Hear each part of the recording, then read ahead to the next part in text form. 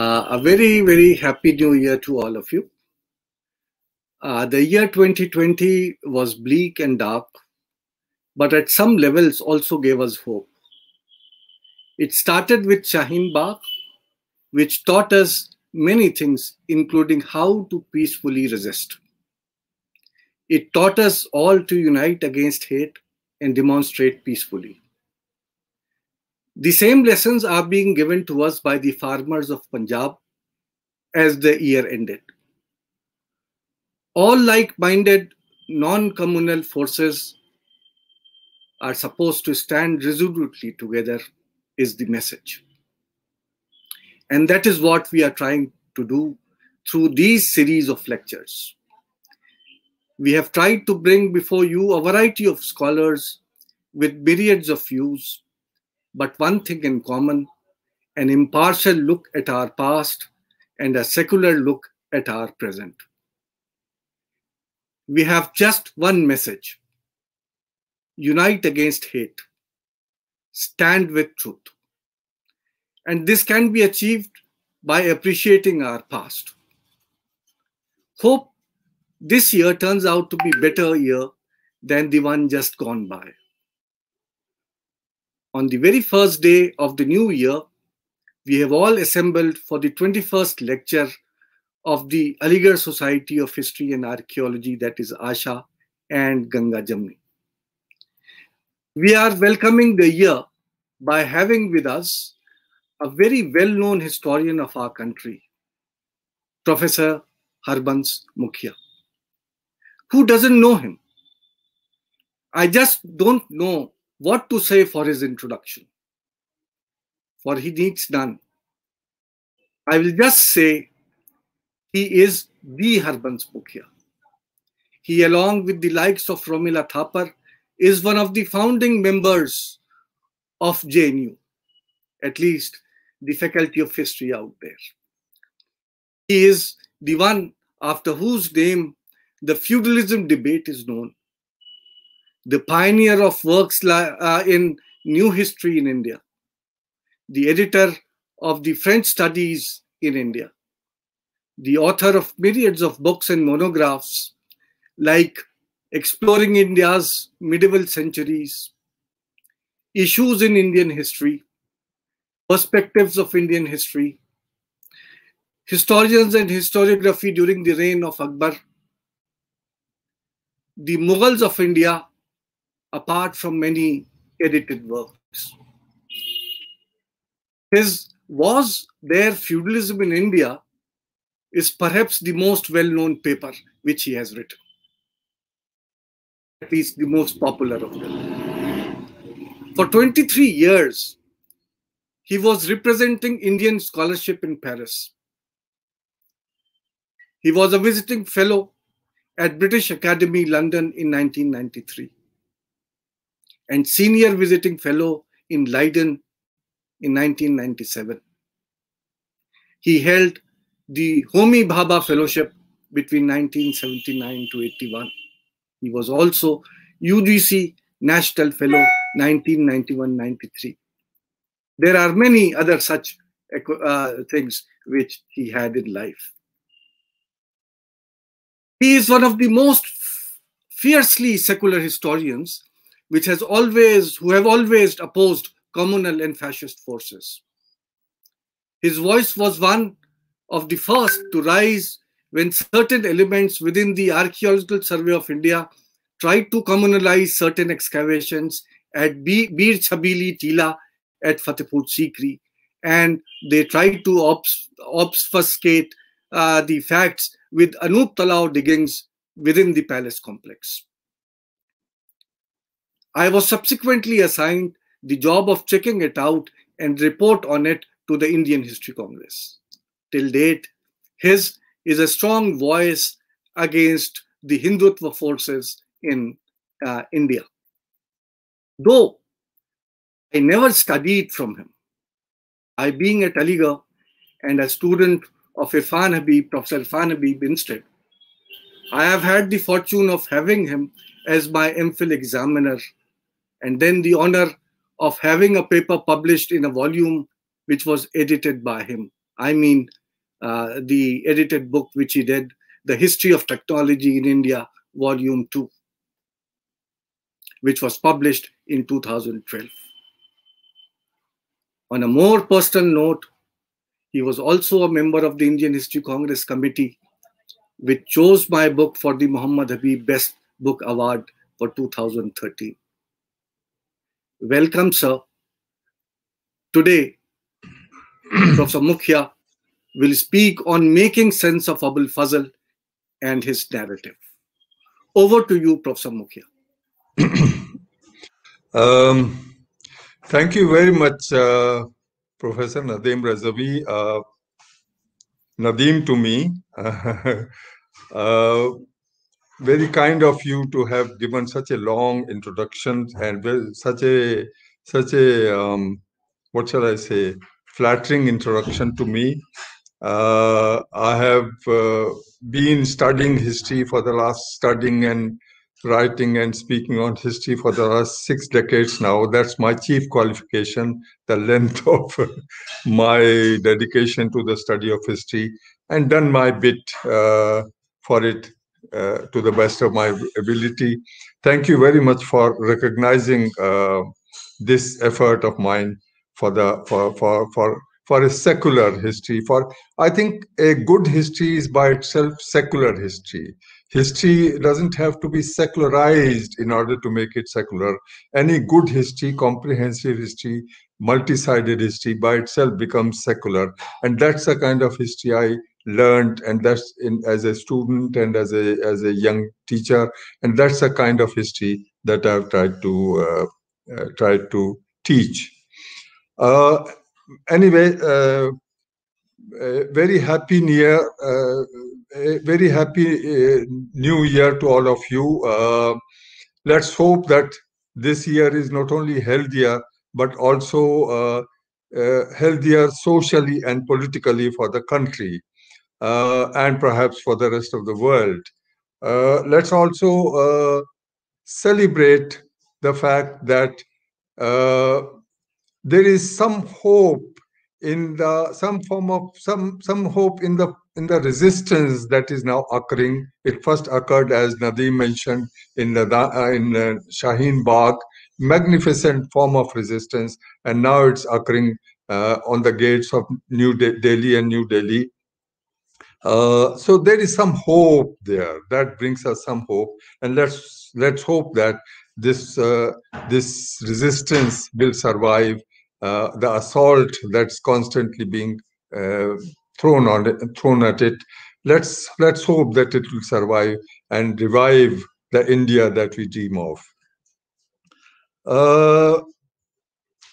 I'll be speaking on Abul Fazl, whom I often refer to as my friend. In that, when I did my doctoral research in the 1960s on historians and historiography during the reign of Akbar, Abul Fazl was naturally at the center of it. And therefore, Abul Fazl has been with me since the 1960s onwards and still remains with me. Every time I go back to Abul Fazl, I find something that I had missed earlier. There's always something that he's so profound, he's so original that you always miss something or the other, and he's so multi-sided, multifaceted that you miss one facet or the other every time you read Abul Fazl. So I always love to go back to Abul Fazl, read him again, try to understand him again, and maybe even write on him again. So this again is my tribute to my friend Abul Fazl, the lecture that I'm delivering now. I'll not be speaking on Abul Fazl's life and traumas and travels and so on and so forth, not even about the details of his work, of Akbarnama and Ain Akbari and so on and so forth. That should come later to you. I'm told Professor Shiri Muswi is going to speak on Akbarnama later on. But I'll really confine myself to the departure that Abul Fazl made in history writing. in a kind of, he redefined the very discipline of history. And it is that aspect that I like to dwell upon. I'm particularly fascinated by two great historians who, to my mind, redefined history completely, the discipline of history completely. One did so in the 1590s in India, Abul Fazl, and the other, Marc Bloch, did so in the 1930s in France. Both of them, in their own different ways, completely changed the very nature of history as a discipline. So I'm really fascinated by both of these, but obviously I'll be speaking on one of them rather than both of them here. Before I dwell on the theme, let me say that Abul Fazl is there is a kind of quick appraisal of the man that I'll do. Not about his life and travels and so on and so forth, that we are quite familiar with. His family and they had to suffer a lot at the hands of the ulema who held power in Akbar's court, even before Akbar actually, and so on. So a great deal of suffering, great deal of travails. So I'll not deal with that because I take it that we are familiar with that. But I'll emphasize the fact that his learning, he's learning from Mubarak Shah, his father Mubarak, Sheikh Mubarak, who himself is the most learned man in his time, very wide amount of learning within the Islamic framework, very wide amount of learning, starting with very orthodox kind of Islamic education and going on to becoming, going on to spread out into other forms of non-orthodox forms of, if one may call these are, I know these terms, orthodox and liberal, they are very loaded terms, but I'm using them because we don't have many substitutes for these.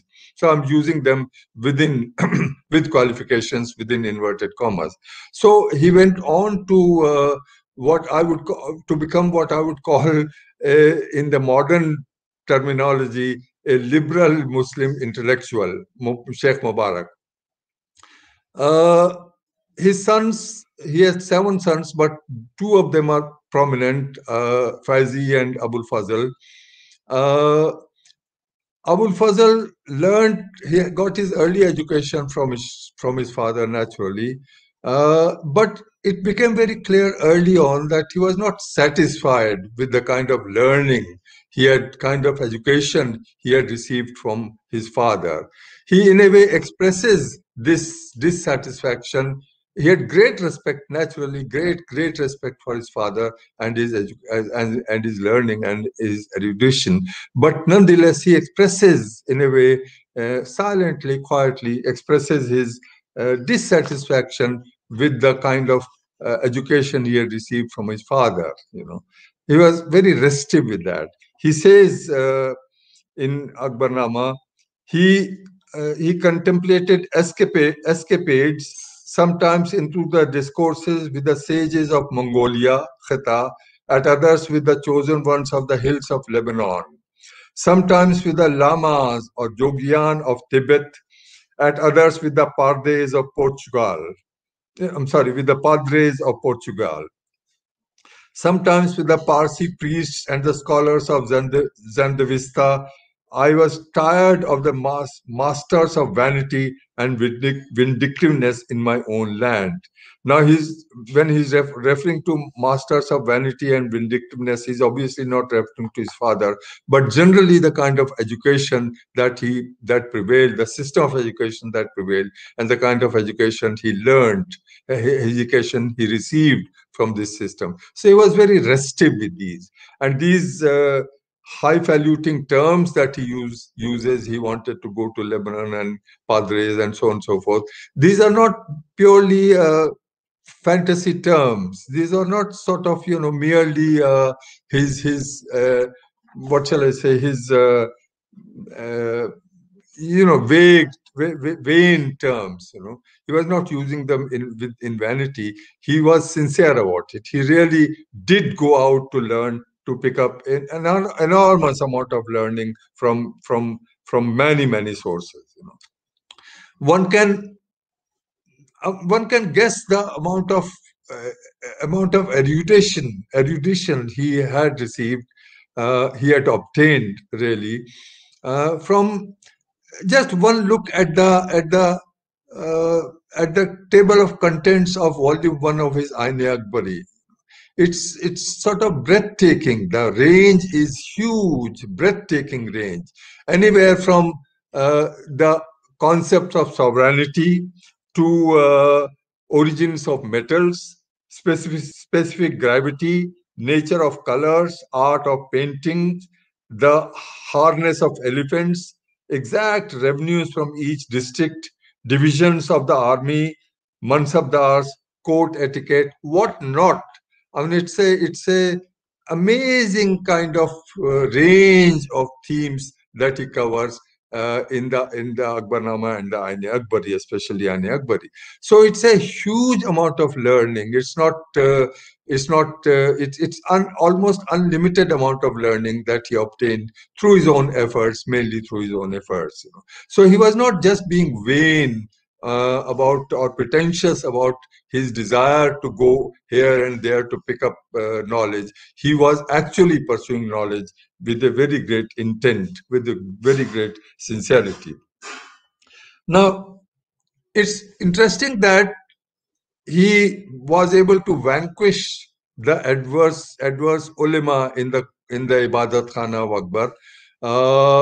Ultimately, they got exiled, were sent to Makkah.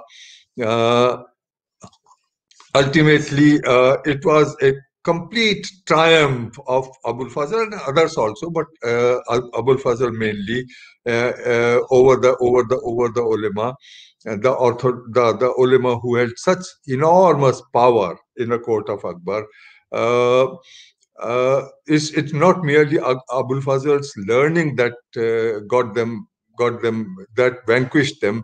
There are many other factors in it, but Abul Fazl's learning, Abul Fazl's erudition was one of them, very important one of them. But having vanquished them, he did not stop there. That's the most interesting part.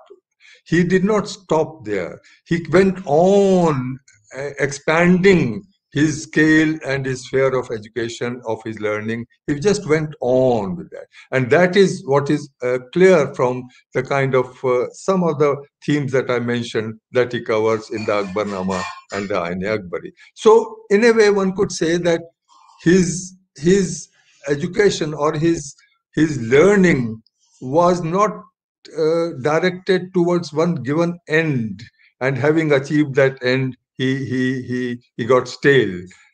His education was for its own pleasure, for its own sake. He was educating himself incessantly for the sake of education, something that we teachers hold as ideals to students. Go for education for the sake of it, not for merely getting a job. That's the kind of education that he obtained for himself. He for its own sake, for the pleasure of it, for the beauty of it, rather than for merely getting the vanquishing the ulama in the Ibadat Khana. So his claim to be an incessant seeker of education is really borne out by his life. It's not merely pretension. Now, it seems to me that I'm particularly struck by two facets of his search for knowledge. There are many facets, naturally, but particularly two facets. One is the questioning of every form of received knowledge. Taqleed is what he calls it. Taqleed is a term which is interpreted very variously. Imitation, I call it received knowledge. In fact, its interpretations can be so varied that one one scholar, Matthew Kelvin Kaushki, has translated taqlid. Well, the taqlid is counterposed to tahqiq. Taqlid is received knowledge or imitation, and tahqiq is questioning it. So these are obviously counterposed to each other. One scholar, Matthew Melvin Kaushke, he has translated very recently tahqiq versus taqlid as progressivism versus declinism. I do not understand the significance of this translation, the meaning of this translation, but I'm just saying that the terms taqlid and tahqiq can be translated in so many different ways. So one aspect of his scholarship is enormous scholarship is questioning all forms of received wisdom. The only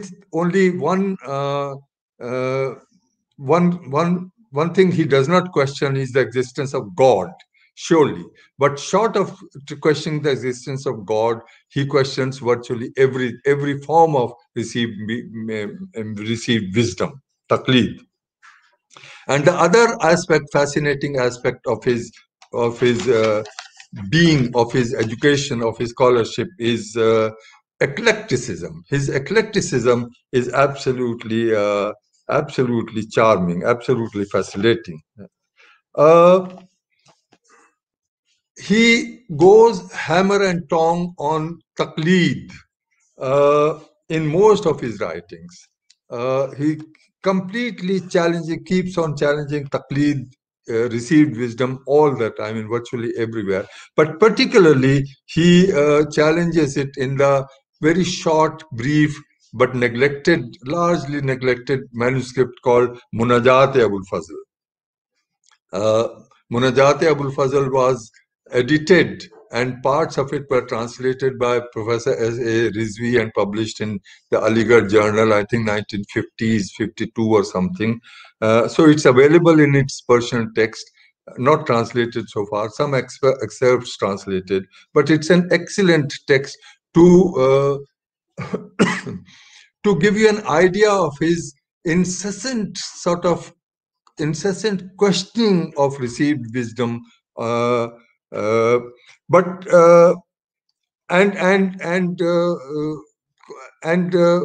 questioning is the term that questioning tahqiq is the term that he's constantly using. So he is really necessarily counterposing, as it always is, taqlid and tahqiq.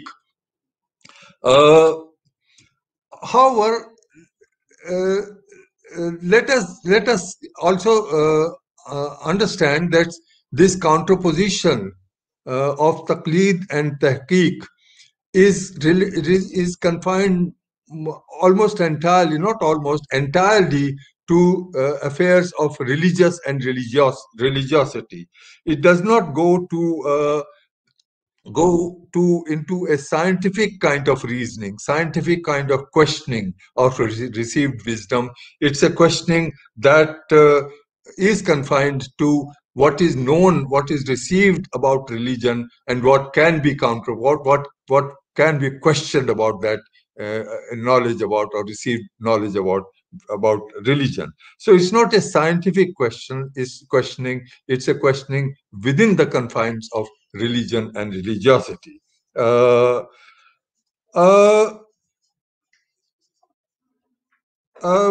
me say that in counterpositioning tahqiq and taqlid and tahqiq, there were enormous discussions within the world of Islam, among the philosophers, among the theologians and philosophers. It's a very long history of discussions, massive discussions about the taqlid versus tahqiq. So it's not Abul Fazl's invention that he's doing, that he's presenting, that it's a very long history. It's long history, as long history as Mutazilites, for example, questioned a whole lot of taqlid, or what they had received, including the the ascent of the Prophet to heaven, to God, so that so there is a whole lot of history of questioning of received wisdom within Islam, and even more recent and close to Abul Fazl's own time, though before he was born, in 1532, the Shah Tahmasp first of Iran, he is in a way admonishing his Maulana Ubaidullah Khan. He is admonishing him thus: "You have raised aloft the banner of imitation, taqlid, and raised flat the temple of verification. Heed, yes, but don't follow so blindly, so slavishly your forebearers. You are but being suppressive. God's curse be upon you and your imitation." So you know, apart from very long history of counterposition between taqlid and tahqiq in the history of Islam, among philosophers and theologians, and the whole history of Islam, it's very close, even very close to Abul Fazl's own time, though, as I said, slightly before even his birth, in the neighboring Iran, which was not known for its great deal of questioning of received wisdom. Even there, this questioning was being encouraged by the Emperor Tahmasp himself, so that Abul Fazl is an heir to this taqlid versus tahqiq dichotomy. He is not the creator of this dichotomy. He is an heir to this, and nonetheless, he is a very, very significant proponent of this dichotomy between taqlid and tahqiq. That's one aspect of his above all, he questions received wisdom in the sphere of history writing, which is his major departure. We'll return to this very shortly, but let's keep in mind that his taqlid is not merely confined in between religion and religion and religiosity, which of course it is, but in a way it also gets extended to history as a discipline, where again there is a discussion of religion and religiosity, to which I'll return in a very short time. The other fascinating facet of Abul Fazl, which fascinates me particularly, is his eclecticism. His learning is deep as it is vast, but it's constantly marked by eclecticism of every kind. He picks up, because his learning is deep and vast, he picks up something or the other from everything that he learns, that he gets familiar with, that he learns. He picks up everything, and from this, every kind of every form of knowledge, every bit of knowledge that he picks up from various sources, he then fabricates. He gives us absolutely new fabric of history, fabric of thought.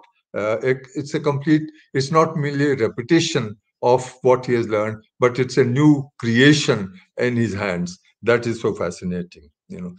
Let me quote one very fascinating example of his eclecticism, slightly long, but nonetheless very interesting. He is, there is the notion of time, beginning of time, has been handed down conventionally in the history of Islam as 14,000 years for the creation and birth of Adam at 7,000 years. That is what that's one of the conventional sort of wisdoms that has been handed down in the history of Islam. By the way, Christianity also had a similar kind of notion. And in fact, it was very fascinating that the other day, probably last week or so, or 10 days ago, I saw in the newspaper that there is one group in the US which still believes that creation occurred about 6,000 or 7,000 years ago, and they are trying to prove that. So it's not. It was almost largely accepted notion that the creation of the universe occurred a few thousand years ago. In Islam, it was 14,000 years ago. Now, he takes this notion, Abul Fazl takes this notion, he cites Imam Jafar al-Sadiq and Ibn al-Arabi to the effect that there were thousands of Adams before Adam, and one race of Adam was succeeded by another, with overlap between their last stages. Fascinating, overlap between last stages of one Adam and another. But Abul Fazl at one time accepts the date of the birth of Adam and then casts doubt on it, both on the same page. He examines the birth of the universe against the evidence of astronomy, reliable, and this is quote, astronomy, reliable ancient books of the Hindus and of Cathay, China, and successive chronicles of the sages of those regions, and concludes, it appears that the beginning of the universe of its inhabitants and the source of the manifestation of God's attributes has not become visible. Either it is not certain, it's not definite. Either it is eternal, as was held by several sages of yore, or of such antiquity as to merge with eternity, unquote. He recounts several notions of time around the world, and therefore the origin of the universe, and eclectically observes traditions and stories like these are current in the vast expanse of God's creation, and it is not far-fetched that these may all be true. There might have been many Adams. What fascinating eclecticism. He is constantly doubting, questioning even his own knowledge. He accepts at one place, doesn't then challenges at another place. He accepts knowledge from everywhere, all these that he mentions, sages and so on and so forth, and from China and Hindus and so on and so forth. And then he beautifully says, these may all be true. That there is not one truth which is the truth. There can be many truths about it.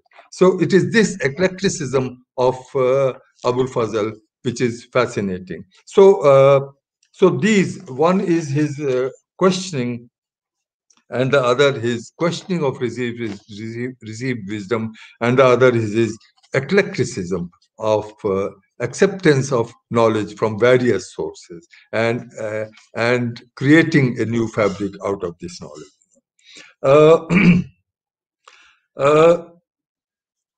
Now, both these facets, the questioning of a received knowledge and the eclecticism of his knowledge, this is what helps him. This is what helps him make his basic departure from the existing tradition of history writing that I'll be talking of. He gives us a new conceptualization of the discipline of history itself for his age. That is what is the most significant part of his contribution.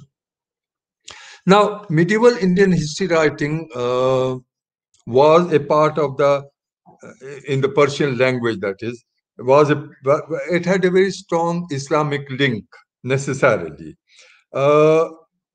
Islam was born, in Tarikh Khalidi's words, with Islam was born not only a new religion, but a new discipline, namely history.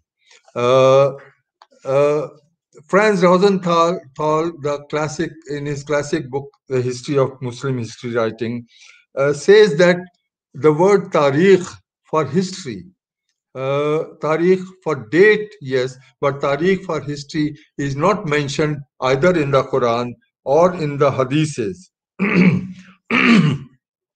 and that it comes into being only with the introduction of Muslim era, namely the Hijri era. That's when the term Tariq comes into use in the Islamic world.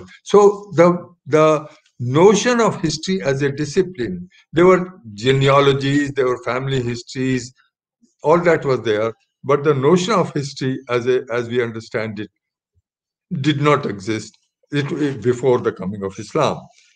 And as history evolved in the world of Islam, in the different parts of the world of Islam, it naturally developed into several strands. The Arabs developed the notion of world history. By world history, most likely they meant the history where Islam had established itself, the world where Islam had established itself, comprising history of regions, and ultimately it ended up being a history of first history of prophet and caliphs, and then the history of civilizations, and so on and so forth. The the second aspect of this history was a very strict adherence to the chronological order of events, which is very interesting. It's interesting in the sense that this is a way of uh, placing an event in its precise chronological order is a form of authenticating that event. It's a form of verifying the authenticity of that event, and therefore there is that it implies a kind of awareness of authenticating the events that you are narrating in history. So that's one part of that's one strand that developed. The second strand that developed was a Mongol Persian kind of history writing, where it was dynastic history, history of rulers and dynasties, and so on and so forth. Their administration and so on and so forth. So that uh, uh, a kind of uh, a kind of verifiable history, which was verifiable in terms of its chronology, and which was verifiable also in terms of what the Arabs called isnad, going back to the original source of information about historical event, mainly in the field of religion, but it could be historical event. So there is at least an awareness of the need for verifying an event that is being described, which is far in advance of Europe at this time. Europe actually didn't have any of these notions of seeking to verify uh, historical events. Historical events, in fact, even the term history is very rarely used. It's really rhetoric, which is a term used in medieval Europe for history. So that the Arab or the Muslim historiography in the Muslim world, which was in a way far ahead of European notion of history at that time. So, but with all the variants, whether it is Arab or it is Persian or it's Mongol or whatever, with all the variants, there were two crucial elements which were central to all. And the two crucial elements were, one was the vertical division of historical time that is embedded in the notion of Islam, and the second is strict adherence to the Hijri era.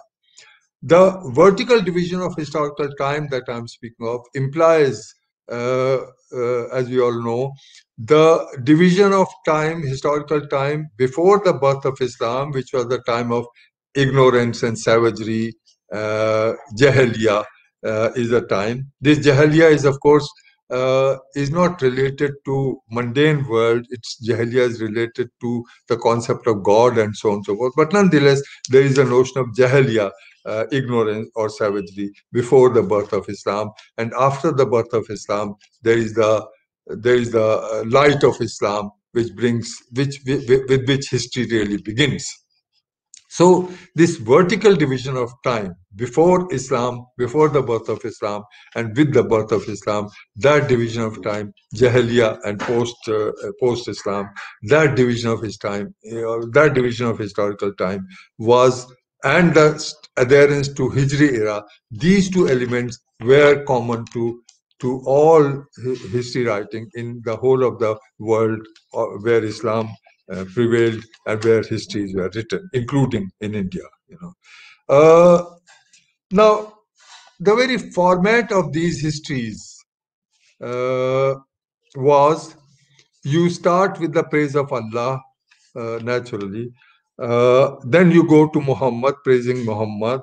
Then you don't narrate the names of caliphs, but you refer to caliphs and past sultans and so on and so forth. Then you come to the current sultan.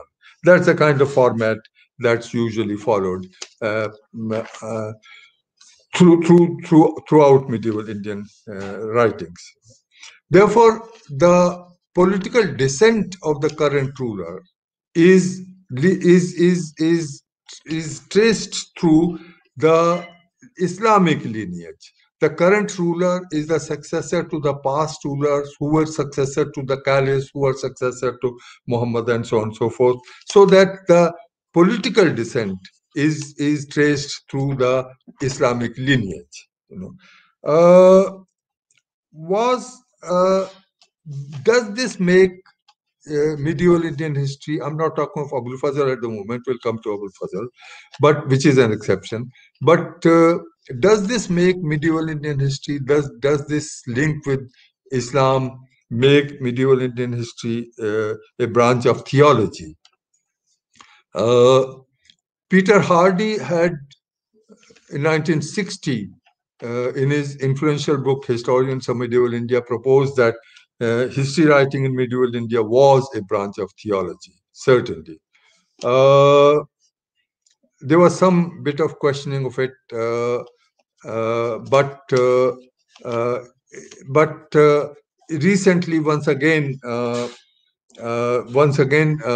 some historians like Boyer have revived this notion that history in India, medieval India, was a branch of theology.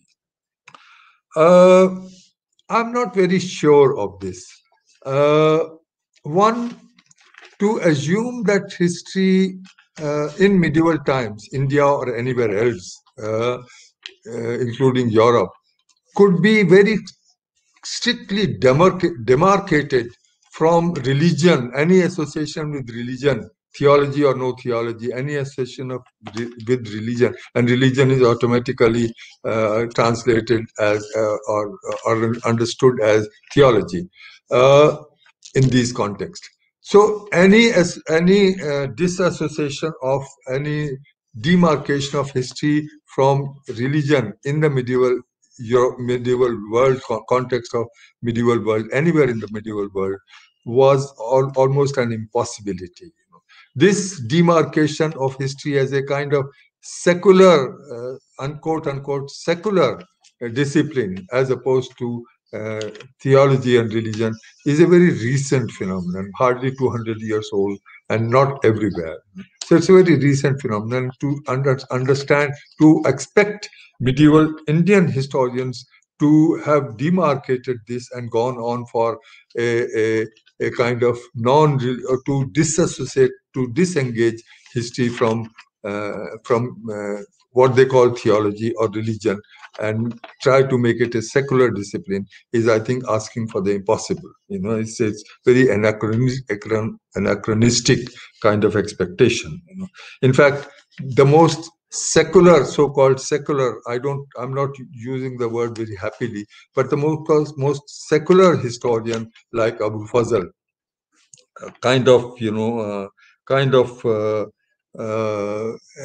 epitome of secularism among secularism among historians of medieval India. Even he looks upon Akbar's even tiger hunts as a form of divine worship. Everything that Akbar does is a form of divine worship.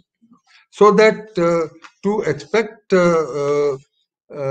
other historians less so-called rational and less secular to disengage history writing from religious identities, religious association would be, I think, and it didn't happen anywhere. But I would, I would emphasize, on the other hand, that yet history writing in medieval India was not a branch of theology. It had religious associations, yes, but it was not a branch of theology. Why do I say that?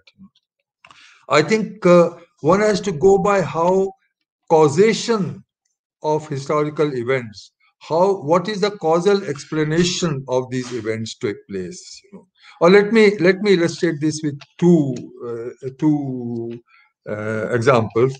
In medieval Europe, uh, the historians were all theologians, all of them, because that was the only literate class in Europe, medieval Europe. The ruling classes, ruling dynasties, the first rulers in the dynasty or second rulers, they were not even highly literate. It's from the third ruler onwards that literary crept into.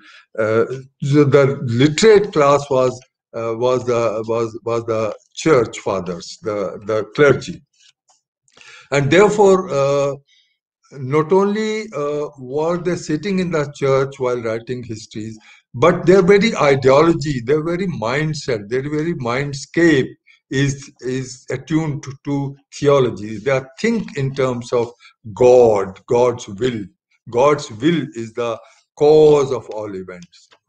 And secondly, that since God's will is the cause of all events comprise one single whole, history as a totality, in the sense that God, we human beings know of this event or that, this ruler sitting on the throne or getting dethroned or losing that battle or winning that battle or this event or that event as haphazard events, but in God's will, God's knowledge and God's will, all of these events of the past, present, and future, they comprise one single whole.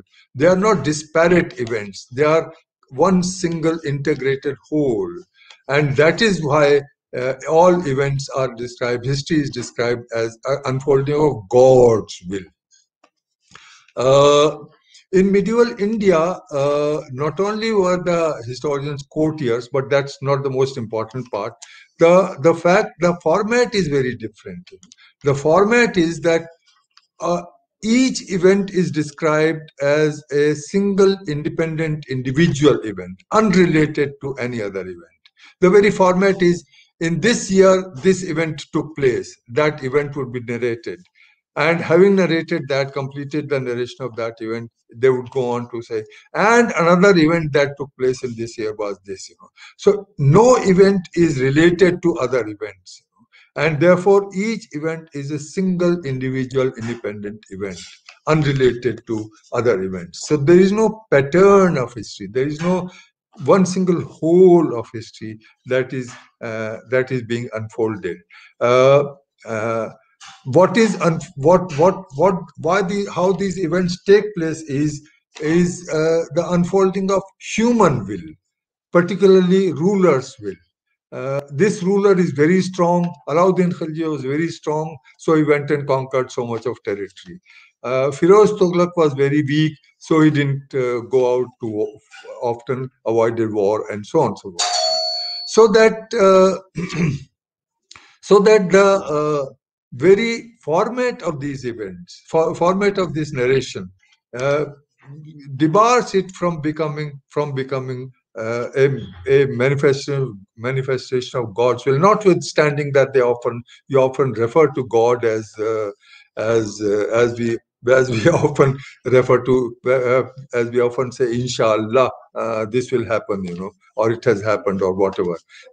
So, notwithstanding the references to God and God's will and so on and so forth, actually the causation of historical events is and the format in which historical events are narrated debars it from becoming a branch of theology. So its relationship with Islam notwithstanding, it's not yet a branch of theology. Now, yet having said that, Islam still has a strong presence in medieval Indian history writing. The two elements that I mentioned. One, the assumption of Jahiliya before the so-called Muslim rule got established here, and the other is the use of Hijri as chronology. These two are the axis around which axis of history writing in medieval India. The notion of Jahiliya is manifest it's not stated as such, but the notion of Jahiliya is manifested in the sense that there are very exceptional cases. Abul Fazl is one exception, great exception, but others very exceptional cases when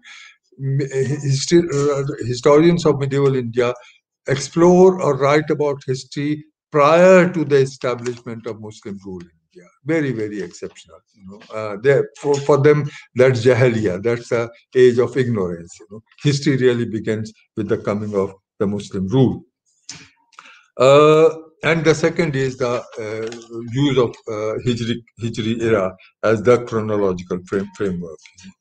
Now, Abul Fazl's most significant departure was to break away from this axis, to disengage history writing from this axis of which the link with Islam had given it. He breaks out of the Jahiliya notion, the assumption of Jahiliya, by going very, very deep into India's past. Not only its history, but all its aspects, its mythology, its literature, its arts, and so on and so forth, and treating all of these with great respect, not with contempt, as the notion of Jahiliya would require, but with great respect. I'll cite one example of this respect that he shows. He talks of Ayodhya in Ain Akbari. He says Ayodhya is one of the largest cities of India. In ancient times, I'm quoting word for word. Ayodhya is one of the largest cities of India. In ancient times, its populous site covered an extent of 148 kos in length and 36 in breadth, and is esteemed one of the holiest places of antiquity. Around the environs of the city, they sift the earth and gold is obtained. It is the residence of Ramachandra, who in the Treta age combined in his own person both the spiritual supremacy and kingly office. No sign of disrespect, no sign of denunciation. Badayuni is a great counter example. Badayuni was asked to translate parts of Mahabharata and Ramayana. He did that, but was constantly resenting the fact that, and he was making fun of all the stories, what he thought were funny stories in these epics, and he was making fun of it. No sign in Abu Fazl of making fun of these. He's very, very respectful. So he goes deep into India's past of every kind, every aspect of past, and treats it with great respect. So no assumption of Jahiliya here. And he also gives up the Hijri era, Hijri chronology, and employs the Ilahi era, which we know was formulated in Akbar's time. Now, his format is also different from the format that I earlier described. He starts with, he even uses the term, he prefers the term Ilahi to Allah. Not that he avoids the term Allah, but he prefers right at the beginning, he praises Ilahi. Ilahi can mean Allah. It also means divinity, divine and divinity. So he has a preference for the term Ilahi rather than Allah. So he begins with the praise of Ilahi, uh, and he goes and he avoids the mention of Muhammad and caliphs and so on. He after Allah or Ilahi comes Adam, and then he says there were 52 generations between Adam and Akbar. Akbar is the 53rd generation descendant of Adam, and he knows, he says, the history of 26. He doesn't know the history of 26, these generations, and he counts something or the other of these generations. Now, what is fascinating about this is that, fascinating is the teleology that he is incorporating here. Christianity and Islam both have this teleology that from creation to the day of judgment. In Christian theology, Christianity, the Christian truth will vanquish all untruth by the day of judgment. In Islamic theology, Islamic truth will vanquish all kufr by the day of judgment. So there is the beginning of time and the end of time, creation to the day of judgment. Abul Fazl displaces this teleology. His teleology is very different. His teleology is Akbar is the descendant of Adam, the first human being, and he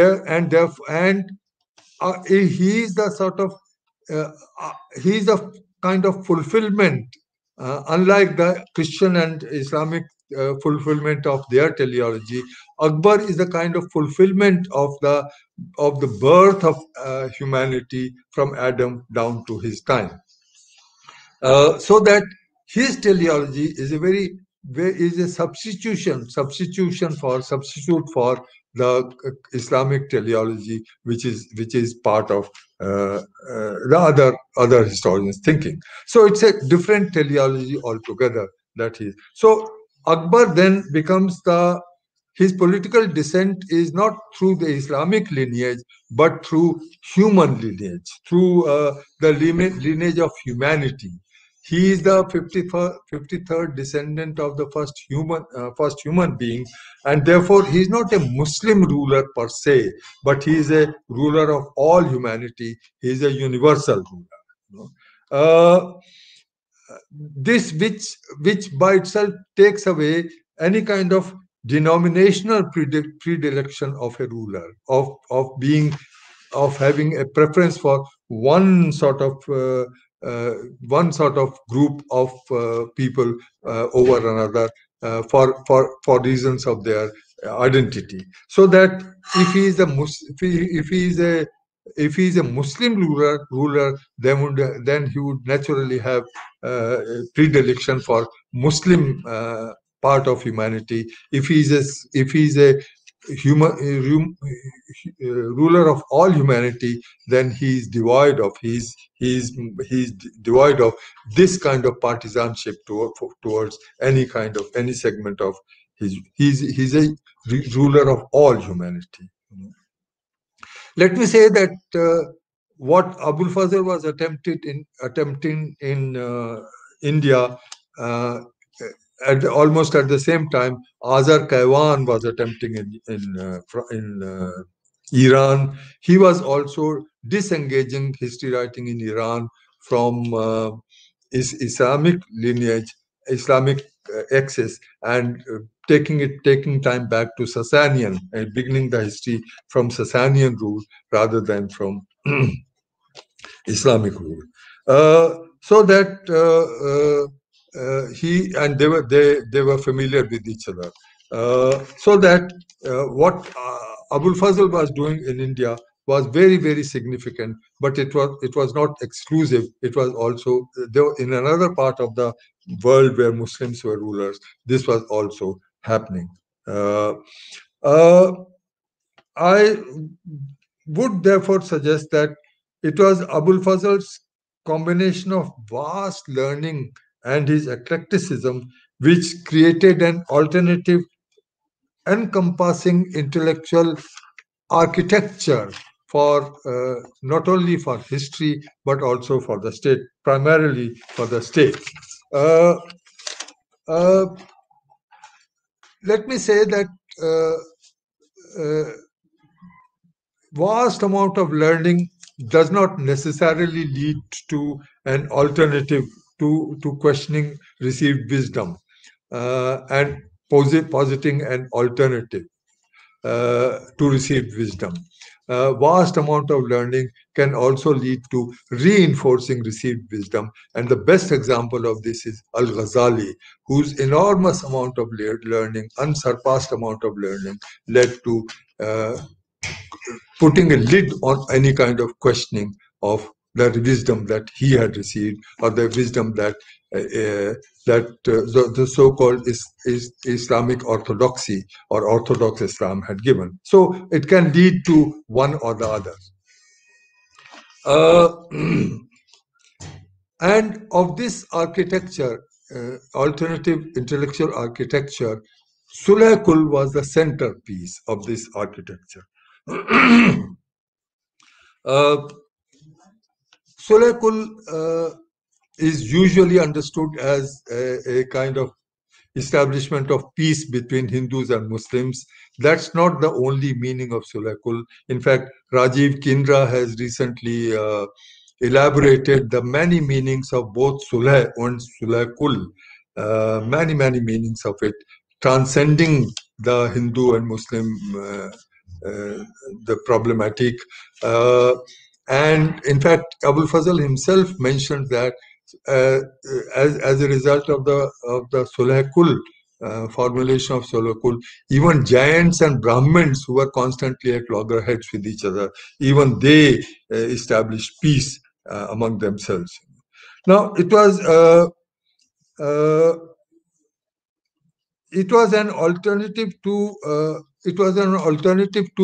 a state. Sulaykul was an alternative to a state system which gave primacy to one group for reasons of its denominational identity, or for that matter any other identity. It established parity between the subjects of the state, or people of the state, or today we'll call citizens of the state.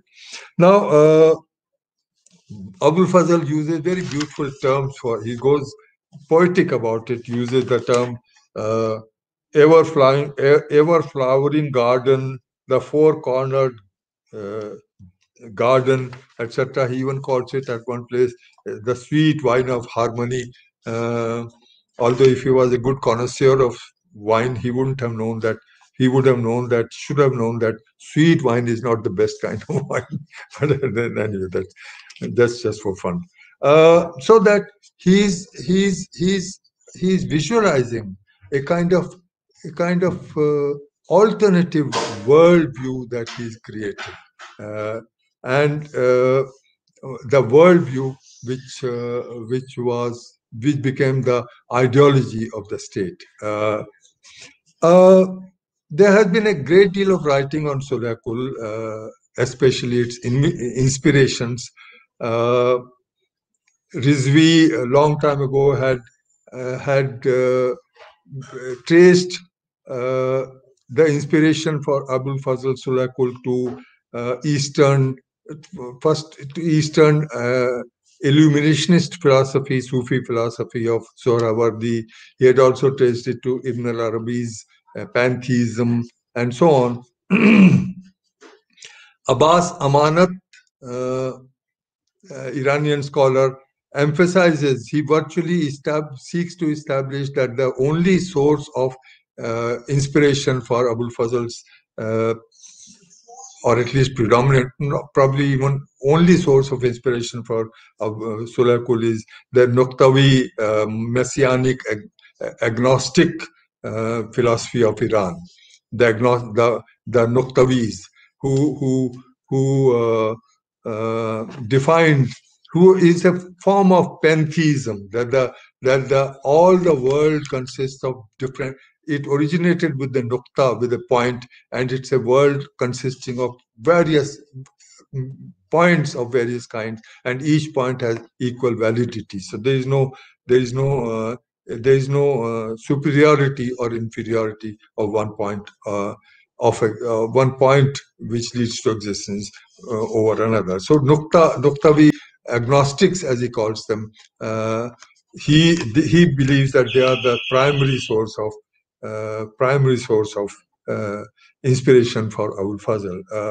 Another intervention recently is suggesting that the Neapolitan Greek reasoning, which was incorporated in Islamic dissent movements, which combined with the non-partisan, non-discriminatory yasas of Chengiz. These were the this were the inspiration for Sulakul. Also, another suggestion has been made that the inspiration is much closer home on the ground level in India, where the refiguring of Tawheed by Kabir in particular, and by Bhakti thinker, Bhakti leaders in general, Bhakti saints in general in medieval India. They were the ones which gave Abul Fazl ideas which went into the formulation. So there have been many kinds of discussions. Naturally, there would be many kinds of discussions. But it's clear that it's difficult to trace this grand alternative concept of state's ideology, and in a way history is not traceable to one single this inspiration of that event, particularly in the case of Abul Fazl, whose learning, whose erudition was so vast, as I mentioned again and again. So he did, and he was particularly actually what's the term which I keep using? He picked up from everywhere. So that what appears to me is a creation of a new dichotomy in Abul Fazl.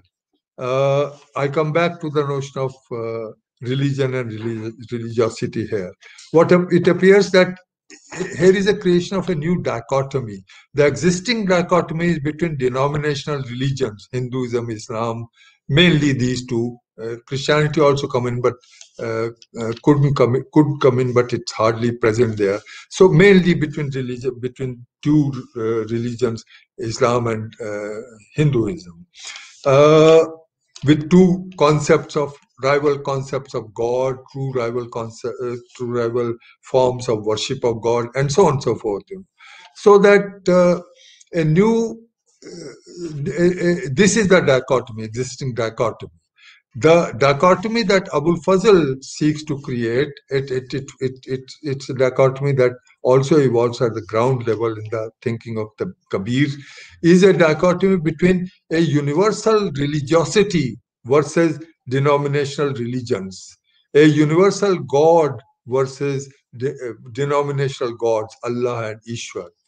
So that one universal religiosity, one universal God, is the universal for all. It's God for all, rather than for one segment of humanity, Hindus or Muslims, whatever. And one universal religiosity is the religiosity for all, rather than denominational religions, and so on and so forth. It is this substitution of universality of God and religiosity for rival gods and rival religions. It is this which seems to be the most significant departure that he was making. Now, just concluding now, it's true that by itself this was not new. This kind of dichotomy that I'm speaking of was not new, that it wasn't entirely Abul Fazl's creation or Kabir's creation or whatever. That in a way, Neoplatonism, in a way, is an explication of that. Brahman, the notion of Brahman, not Brahma, but Brahman, not Brahmin the caste, but Brahman is one universal sort of force which governs, regulates, creates and regulates the universe. That notion of Brahman has the same kind of universality. Or Ibn Arabi's pantheism has the same kind of universality. Many Muslim philosophers also formulated this notion. So that by itself is not new. But I think what's important here is that it became it was formulated as a state ideology of the state. By Abul Fazl. It was never the ideology of the state except when Abul Fazl formulated it and in Akbar's time. It was not the ideology of the state. Even if the state was not partisan, not necessarily totally partisan, but nonetheless, it was not a professed ideology of the state. It's not a governing kind of ideology of the state. Now it becomes a governing ideology of the state. And therefore, Abul Fazl wrote history in the perspective of, this new perspective of Sulhekul. And it's in a way, this is a remarkable phenomenon, remarkable achievement. Remarkable achievement is a very small word. It's remarkable that in a life of 51 years, just 51 years, the man completely redefined the discipline of history, but alas, he stands alone. He had lots of admirers later on, but he got great compliments later on, but no other historian followed him. He stands alone, and therefore perhaps he is all the more exceptional that medieval India produced. Thank you very much, ladies and gentlemen. I hope there are questions. Thank you, Professor Mukhia. There are a number of questions, which, with your permission, I'll put them up one by one. Not too many, I hope. No, not many, but still there are 4 or 5 which would be put to you. There is one Hasnain Aziz. Hasnain Aziz first praises you and then asks, I want to ask that did Abul Fazl or his elder brother Faizi mention about the meeting between diplomats of Queen Elizabeth and Emperor Akbar the Great?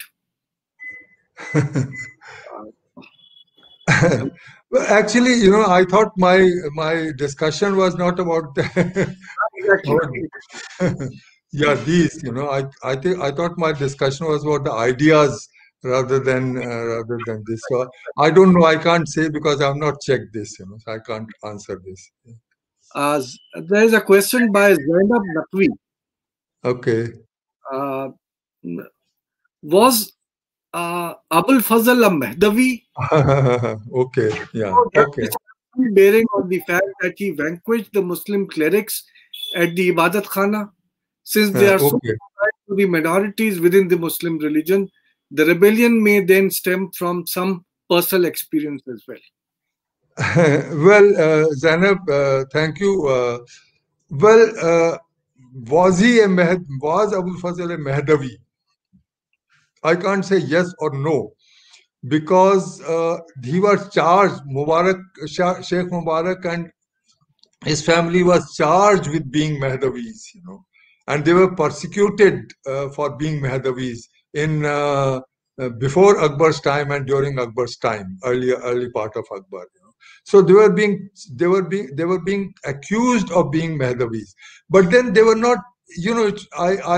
My whole discussion of Abul Fazl shows that it would be difficult to put him in one particular box. Was he a Mehdavi Was he this? Was he that? Was he a Sufi? Was he what rationalist, etc.? It will be very difficult to put him in any one particular box. He was many things. He was. I mean, his mind was absolutely full of many ideas which were out of the box, which were completely, which were which were not very propitious, which were not very helpful to him, but and which were not liked very much in the times that he lived. But he was an intellectual, a giant of intellectual. He thought for himself, and he thought in many different directions. So I wouldn't call him a Mehdavi as such. I wouldn't put him in any one particular box. Yes, he was charged with being a Mehdavi, and possibly he he could have subscribed to some part of Mehdavism as well. And whether his personal experiences, yes, of course, personal experiences led him into the Ibadat Khana, and certainly led him to challenge, question, vanquish the ulema who had oppressed him. Certainly, and why would he keep quiet in the face of his adversaries who had persecuted his family, his father and his family so relentlessly? Surely it's personal, but it was more than personal. That's the point I made. Even after having vanquished the ulama, he kept on pursuing knowledge further. So he didn't end with that. Yes. Next. Right. There is a question by Sayyid Ali Kazim. Okay.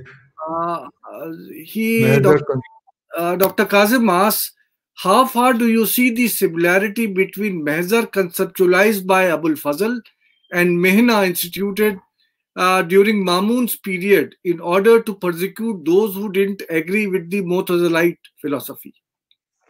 Okay. Well, Mahzar itself is a very whether it was conceptualized by Abul Fazl himself, or was it Sheikh Mubarak, or was it both of them, it's not very important whether, but the fact is that Sheikh Mubarak had written it out, and and obviously Abul Fazl went along with that in 1579. But it's very interesting that Abul Fazl does not include the text of the Mahzar in his Akbarnama. This was a point made long ago by Iqtidar Alam Khan of AMU, that he does not include Mahzar as a part of his Akbarnama. Why doesn't he include it as part? Iqtidar Alam Khan's explanation was that by the time Mahzar actually declares Akbar to be the Badshah-e-Islam, that's the term that Mahzar uses. He is the Badshah-e-Islam. And Iqtidar Alam Khan's argument was that by the time Abul Fazl was writing his Akbarnama, he had outgrown this notion of Akbar being Badshah-e-Islam. He was thinking of him, he was visualized him as a Badshah of all of humanity rather than of Islam. And therefore he tried to dispense with this notion of they dispense with the notion of Badshah-e-Islam or association of Islam with Akbar, and therefore he dropped Mahzar from his Akbarnama altogether. It's actually Badayuni who reproduces this in Muntakhabu Tawarikh rather than. So that's for Abul Fazl. Whether whether it was similar to there was a similarity between Mahzar of Abul Fazl and Mamun's period in order to persecute those who did not agree with the Mutazilite philosophy. Well, that's a very, I mean, you can't say yes or no, that's a very difficult question, because Mutazilites were challenging very fundamentally many of the givens of Islam, and therefore they were creating a kind of upheaval in the world of Islam, which therefore got people on both sides. You see, some support and a great deal of persecution of these Mutazilites. So I don't think that one can draw parallels between what Caliph Mamun did uh, uh, for Mutazilites and what Abul Fazl did for. I don't think these are two really comparable things. There is another question by Dr. Kazim, who says Abul Fazl must have been under the influence of several religio-political currents and trends having their origins in Iran. He must have gone through the writings of several hagiographies preceding him. Can you, sir, delineate these influences on him? Well, one I mentioned earlier, Azar Kawan. Other, I mentioned this gentleman, Iranian scholar, who insists that it's Nuqtawiz, entirely Nuqtawiz of Iran, whom he calls agnostics of Iran, agnostic philosophers, agnostics of Iran, who are. You mean Aman? You mean Amanat? Amanat. Asad Amanat. Abbas Amanat. Abbas Amanat.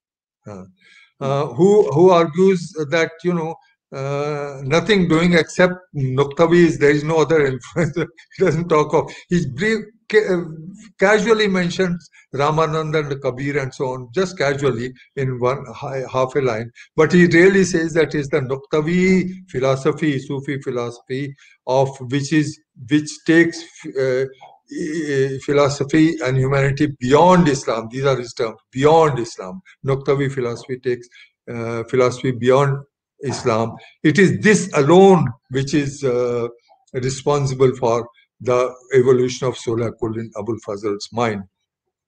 Well, okay, as I said earlier, I don't think, Abul Fazl has many influences on him, and he's very familiar with writings in Iran, neighboring Iran, earlier and during his time.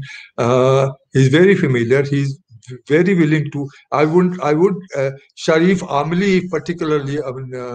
Amanat mentioned Sharif Amli particularly as a very influential figure in Akbar's time, and therefore his influence on Abul Fazl.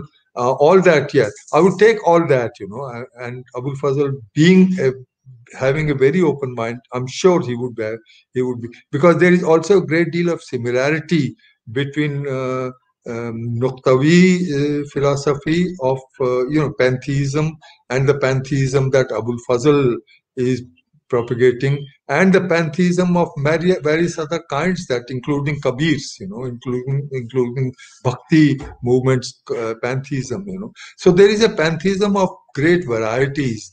There are pantheisms. There is Ibn al-Arabi's pantheism, so there are pantheisms of great variety, and Abul Fazl was familiar with all of these. He was familiar with Ibn al-Arabi, Wahdatul Wujud. He was familiar with Nuqtavis naturally. He refers to Kabir with great respect. He's very great respect, So that he's familiar with all of these, and I'm sure he's picking up from all of these rather than from any one single source. Well, there's a question by Lubna Irfan. Okay. Is at Aligarh.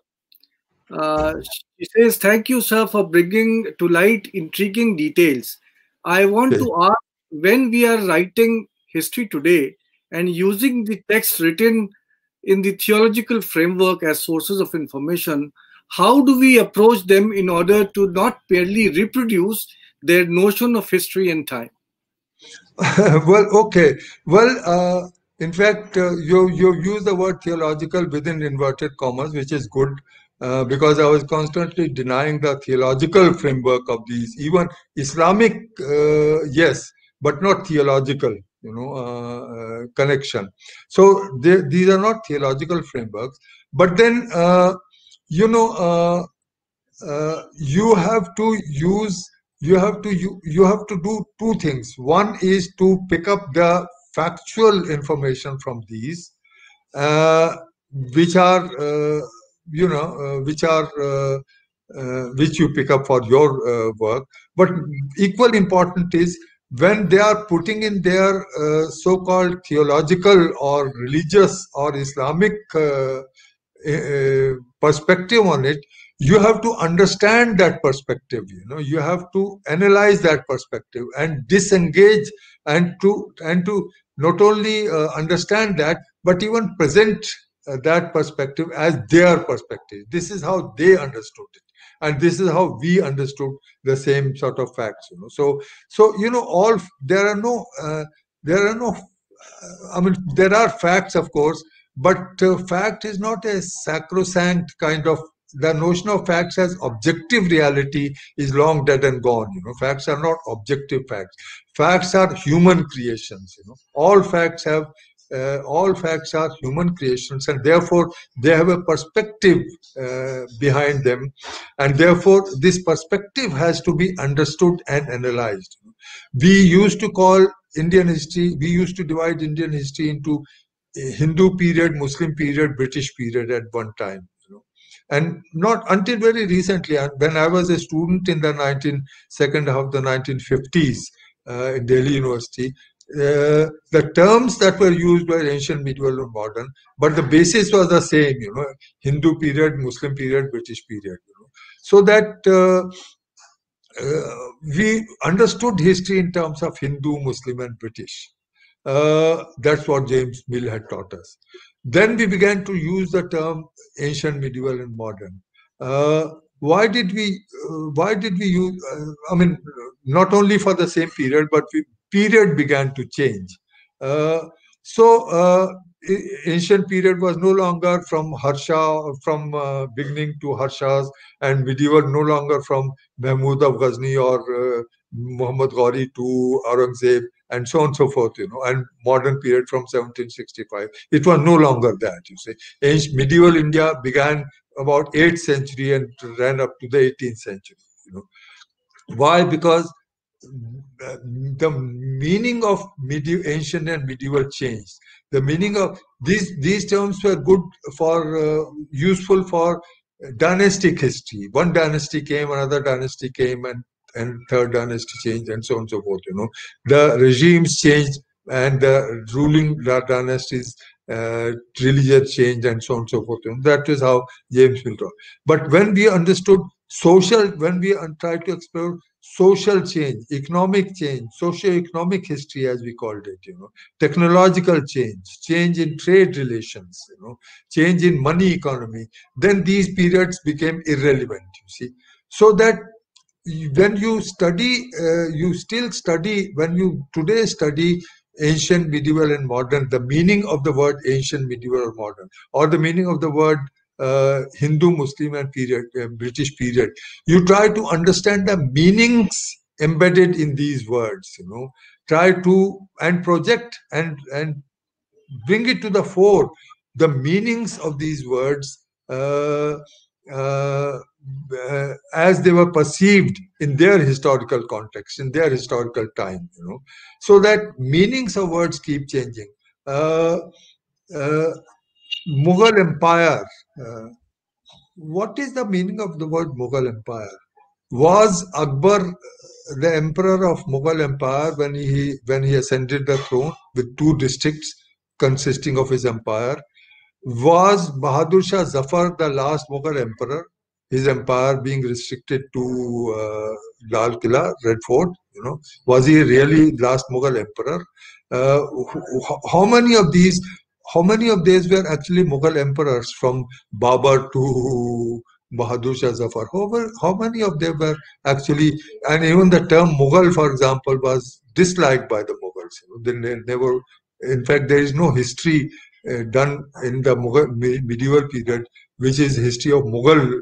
It's Tarikh Khandan Taimuriya, Tarikh Khandan Chagatai.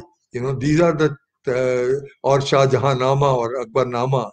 You don't have a term, you don't have a book written in this period called the history of Mughal, Mughal rule or Mughal dynasty, and so on and so forth. So was it really a Mughal period?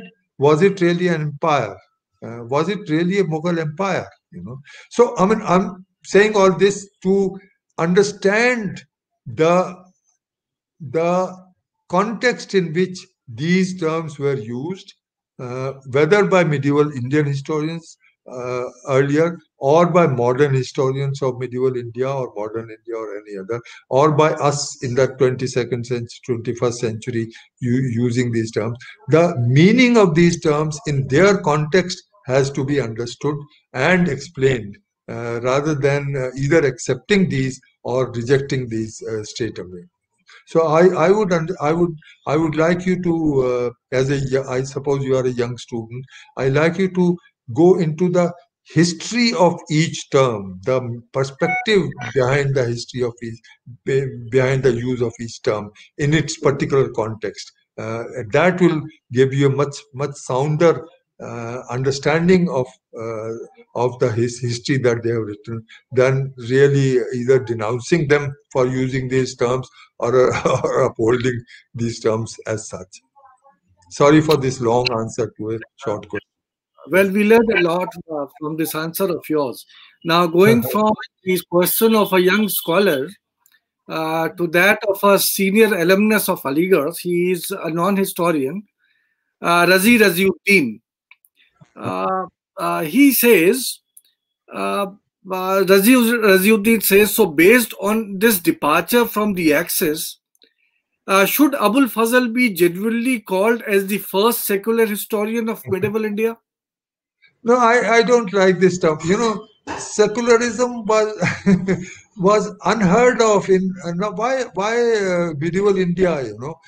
Secularism is unheard of anywhere in the world until 17th, 18th century it begins to get in circulation in Europe.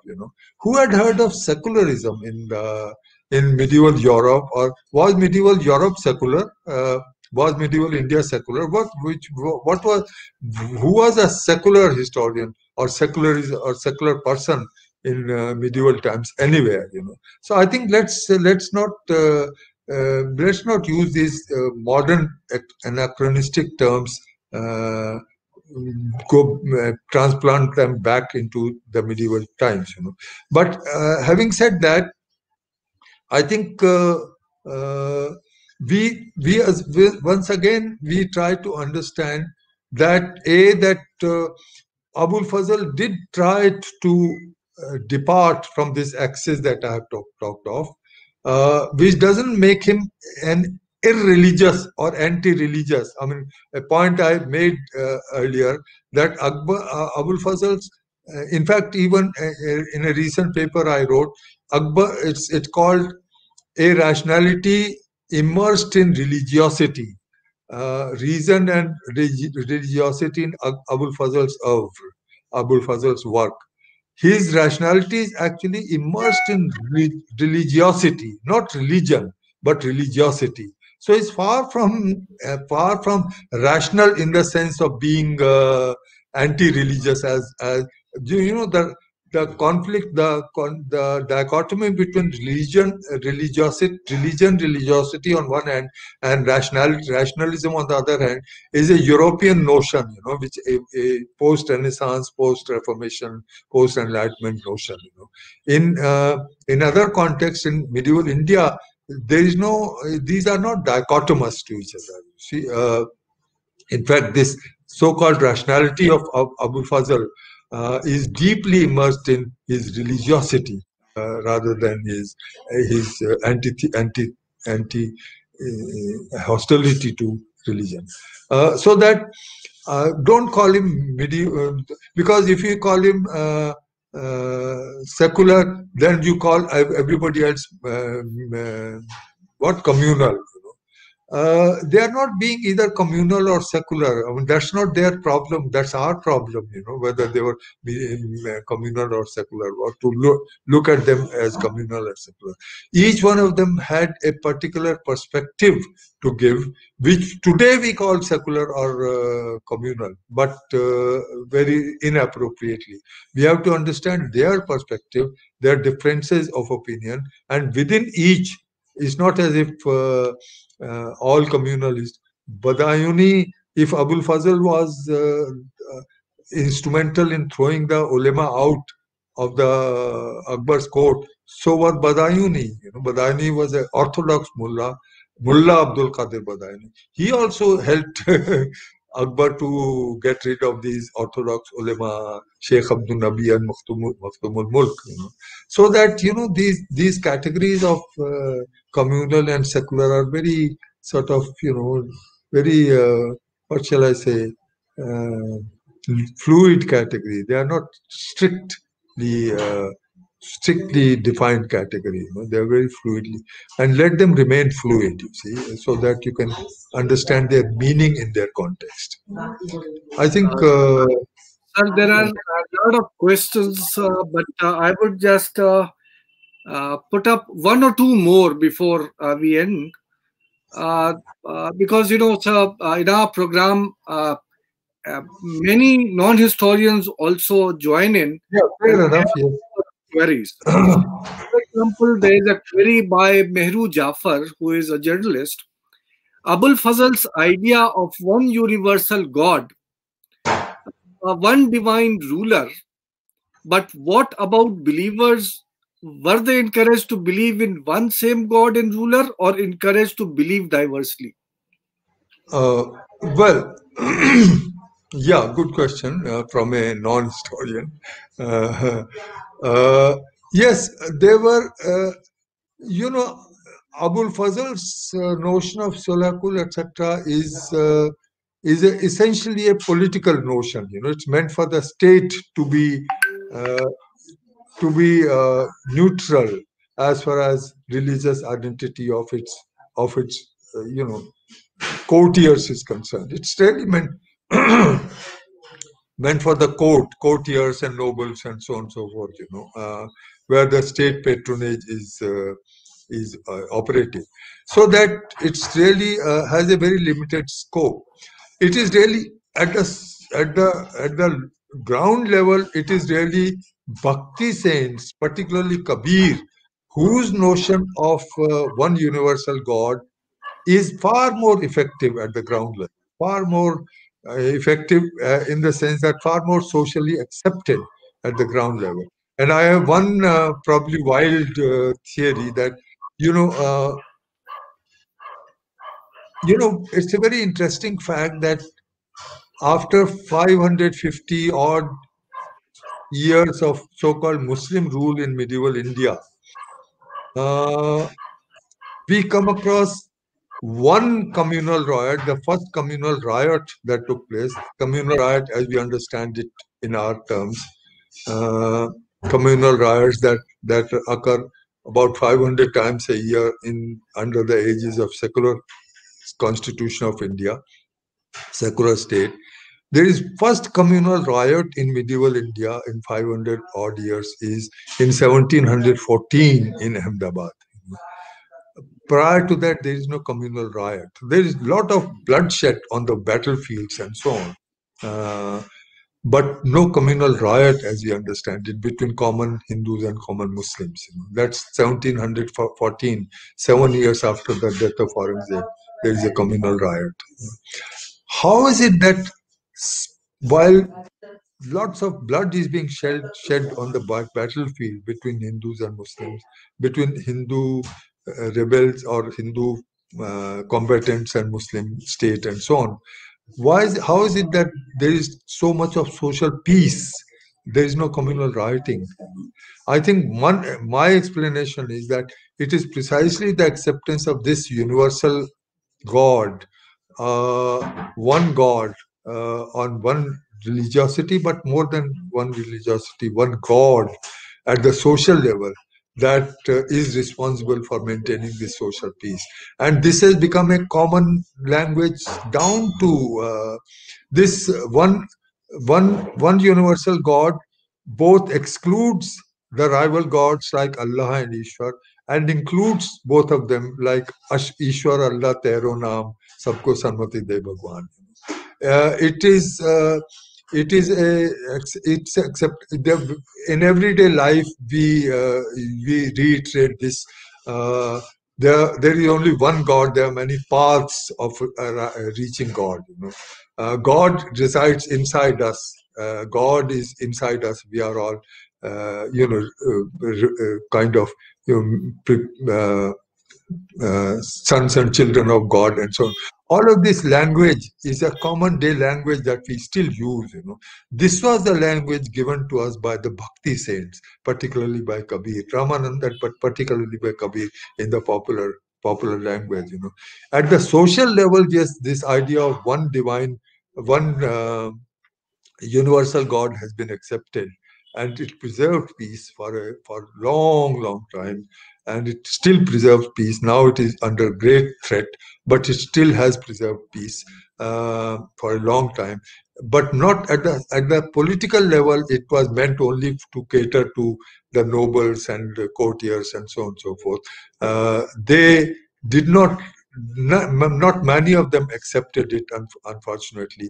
Many of them still remained stuck to their denominational identities rather than to go in for one universal identity. Yes. Right. So, although, as I said, there are many questions, but the last one, I'll just put up the last one by Mr. Ali Haider. Okay. Did Renaissance humanism had any influence on Abul Fazl?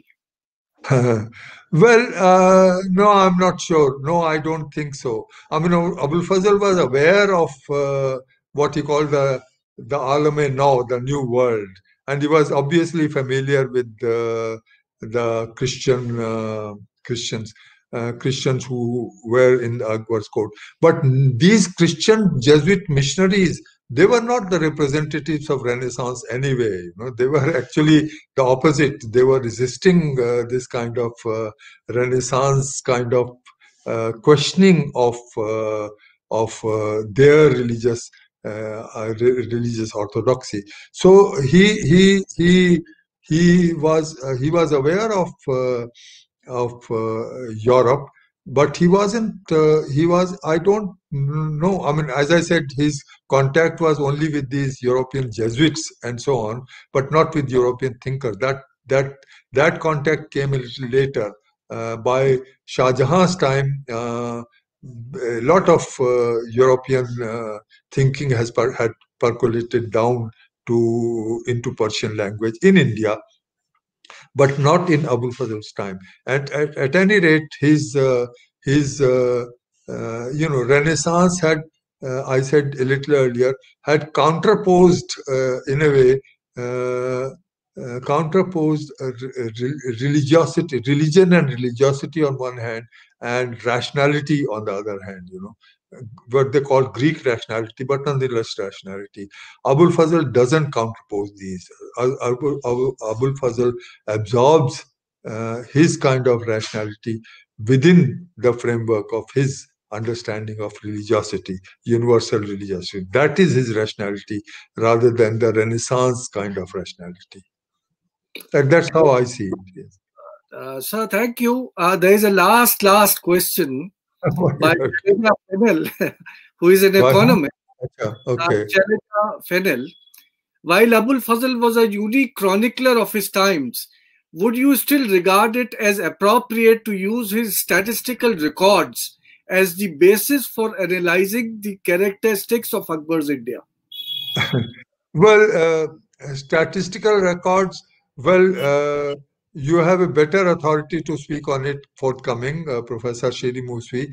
But also, let me say that another great medieval historian, Sanjay Subramaniam, has very grave doubts about the authenticity of the statistical records of Aine Akbari, and he has put these doubts on record. So I think I would leave it to these two historians to sort it out. I have very little understanding of statistics anyway, so I would rather not comment on this.